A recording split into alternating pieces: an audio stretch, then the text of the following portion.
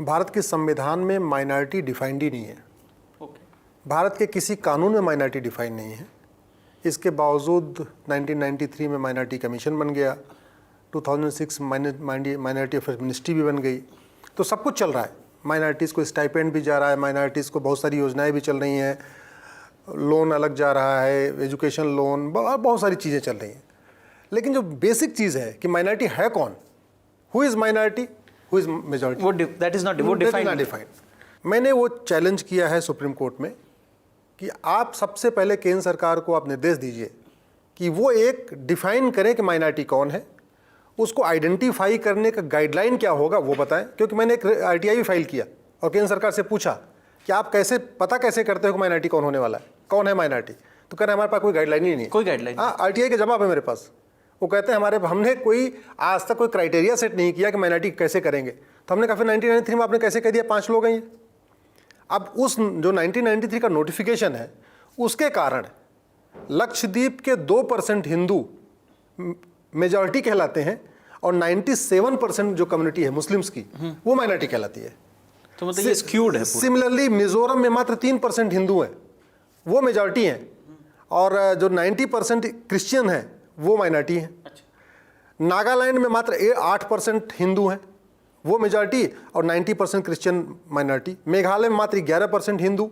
ऐसे 8 राज्यों में 8 राज्य हैं जहां है कि वास्तव में हिंदू माइनॉरिटी हैं संख्या के हिसाब से, लेकिन वो माइनॉरिटी नहीं, वो मेजॉरिटी कहलाते हैं। और जो कम्युनिटी 90%, 95%, 80%, 85% है वो माइनॉरिटी कहलाती है। तो हमने ये कहा है कि ये जो कानून है 1992 का, इसका सेक्शन 2C ये आर्बिट्रेरी है, इरेशनल है, ये वायलेटिव ऑफ फंडामेंटल राइट्स है।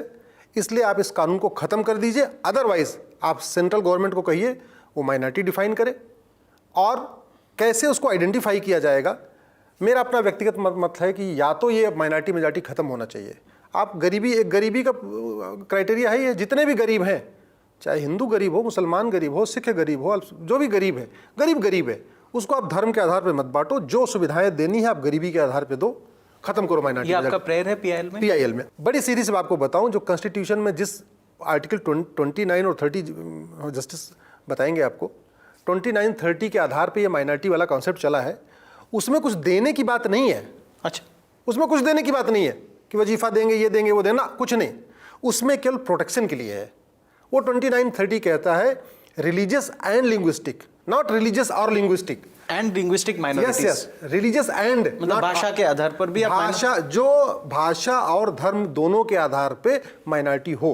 और जहां तक अगर आप ये कि यूएन में डिफिनीशन है, वो डिफिनीशन कहती है एनी ग्रुप और community which is socially, economically, politically non dominant and inferior in population. Inferior मतलब बहुत नगण्य, छोटा सा, मतलब 5-10%। ना 5-10 नहीं, 1%, 2% ऐसा हो, नगण्य। इनफीरियर का मतलब बहुत नगण्य, not in 2 digit, single digit. Okay.